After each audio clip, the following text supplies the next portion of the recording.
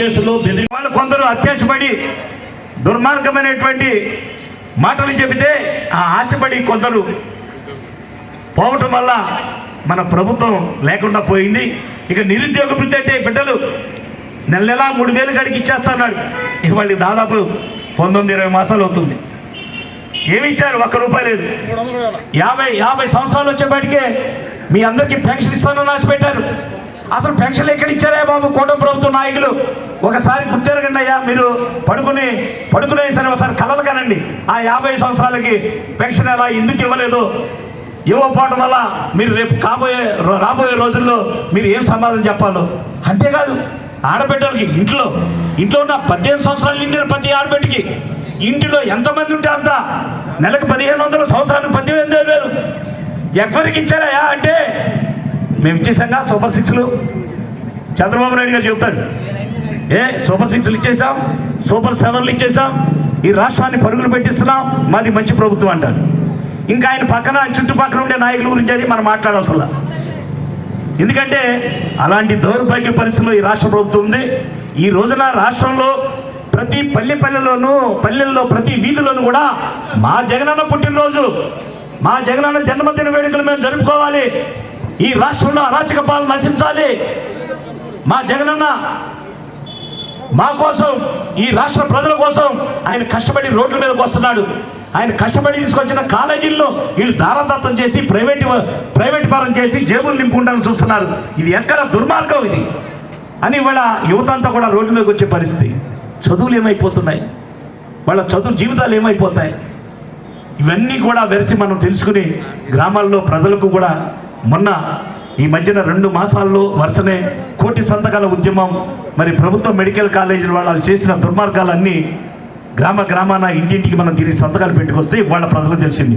అంటున్నారు ఏంటి చంద్రబాబు నాయుడు ప్రైవేట్ వాళ్ళకి అమ్మేసుకున్నాడా?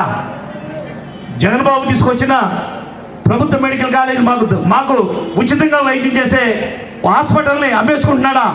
మా బిడ్డలు ఉచితంగా డాక్టర్ కావాలంటే మా బిడ్డలకి ఆశపడే బిడ్డలు డాక్టర్ కాకుండా ప్రైవేట్ యాజమాన్యానికి అమ్మేసుకుంటున్నాడా? ఇంత దుర్మార్గాలు చేస్తున్నారని ఈ రోజున పల్లెల్లోనూ ప్రతి గ్రామాల్లో కూడా ఈ రోజున ప్రజలు తెలుసుకుని ఇవాళ వాపోతున్నారు. ఎందుకంటే కసిగా ఉన్నారు, కోపంతో ఉన్నారు. ఈ ప్రభుత్వం దుర్మార్గమైనటువంటి ప్రభుత్వం ఎప్పుడు పోతుందా, ఎప్పుడు టైం అవుతుందా అని ఎదురు చూస్తున్నారు. కనుక మన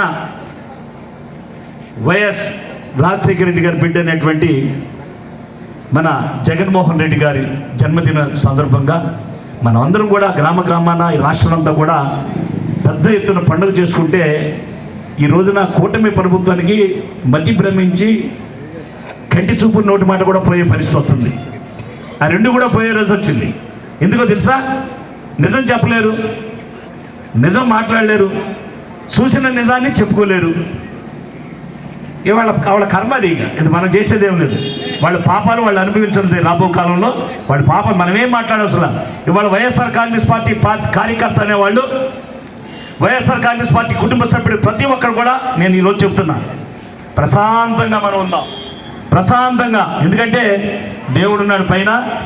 వాళ్ళ గోతులు వాళ్ళే తవ్వుకుంటున్నారు, ఆ గోతులు వాళ్ళే పడతారు, వాళ్ళే కూరుకుపోతారు. మనమేం చేయవసరం.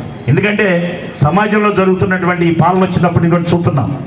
మనల్ని ఎన్నో ఇబ్బంది పెట్టాలనో ఈ అరాచక శక్తులు మన మీద పంపించి ఈ లోకల్గా ఉన్నటువంటి శాసనసభ్యుడి దగ్గర నుంచి పైన ఉన్నటువంటి నాయకులందరూ కూడా గ్రామాల నుంచి కూడా మన పార్టీ కార్యకర్తలు ఎన్ని రకాలుగా ఇబ్బందులు పెట్టాలనుకున్నా, మనల్ని ఇబ్బందులు పెట్టాలనుకున్నా దేవుడున్నాడు, చూస్తున్నాడు. మనం ప్రశాంతంగా ఉంటే ఏం అవసరంలా. మనం ఒకటే, మా అన్న జగన్ అనుకుంటే చాలు. ఎందుకంటే జగన్ అనేది రామనామం లాంటిది. ఇవాళ రామనామం జపించినట్టే, ప్రభువుని జపించినట్టే, అల్లాని జపించినట్టే. ఎందుకంటే నిజాయితీగా నిష్కలంకంగా ప్రజాపాలన అందించినటువంటి ఏకైక నాయకుడు ఈ భారతదేశ చరిత్రలో జగన్మోహన్ రెడ్డి గారు. అందుకనే వాళ్ళు ఎన్ని కోతలు కూసినా, ఎన్ని బెదిరింపులు పెట్టినా, ఎన్ని అక్రమ కేసులు పెట్టినా మనం బెదరవసరం లేదు, అదనవసరం లేదు. దేనికైనా ఎక్కడైనా ఏ గ్రామంలో అయినా ఏ కార్యకర్తనైనా అక్రమంగా వాళ్ళు కేసులు పెట్టినా, బెదిరించినా వెంటనే ఉంటే జగనన్నకి ఇంత ప్రేమ రాష్ట్ర వ్యాప్తంగా లభిస్తుందో అసలు దాన్ని వెలకట్టలేము. అలానే ఈరోజు 18 నెలల్లోనే కూటమి ప్రభుత్వాన్ని ఎంత తిట్టుకోవాలో అంత తిట్టుకుంటున్నారు. మోసం చేసి వచ్చారు కానీ మాత్రం ఏది చేయట్లేదు. అందరినీ ఇబ్బందులు పెడుతున్నారు. ఎవరన్నా మాట్లాడుతుంటే కేసులు అవి ఇవి పెట్టి చీప్ పాలిటిక్స్ చేస్తున్నారు తప్ప ప్రజలకి మంచి చేసే ఉద్దేశం మాత్రం లేదు. మరి ఇందాకడ పెద్దలు డిఎన్ఆర్ గారు చెప్పినట్టు చంద్రబాబు నాయుడు గారు 40 years ఇండస్ట్రీ అయినా కూడా ఒక్క మెడికల్ కాలేజ్ తీసుకురాలేదు. కానీ మన కోసం పేద మధ్యతరగతి ప్రజలు ఇబ్బంది పడకూడదని చెప్పి super speciality hospital with medical college ఏదైతే జగన్మోహన్ రెడ్డి గారు తీసుకొచ్చారో దానికి కోటికి సంతకాలు సేకరించిన మీ అందరికీ కూడా పేరు పేరున ధన్యవాదాలు తెలియజేసుకుంటున్నాను. ఎందుకంటే మనం ఈరోజు గడప గడప తిరిగి ఆ సంతకాలు సేకరించగలిగామంటే దానికి కారణం జగన్మోహన్ రెడ్డి గారు చేసిన మంచి.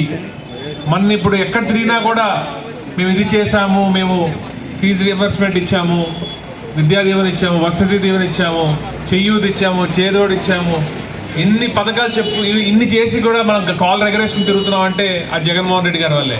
కానీ ఈరోజు తెలుగుదేశం వాళ్ళు మొహం చూపించుకోలేక దాక్కుని తిరుగుతున్నారు. ఈరోజు ఎక్కడ మీ 18,000 మీ 18,000 మీ 18,000 మీ 15,000 మీ 15,000 మీ 15,000 ఎక్కడ అడుగుతుంటే వాళ్ళు మొహం చూపించుకోలేక మొహం దాచుకుని తిరుగుతున్నారు తెలుగుదేశం పార్టీ కూటమి నాయకులు. మరి మనం ఏమి చేయక్కర్లేదు. మనం ఒక కుటుంబంలాగా కలిసి గట్టుగా మరి వచ్చే ఎన్నికల్లో మరి డిఎన్ఆర్ గారిని ఇక్కడ నుంచి గట్టిగా బంపర్ మెజార్టీతో గెలిపించుకునే విధంగా మరి ఏం లేదు.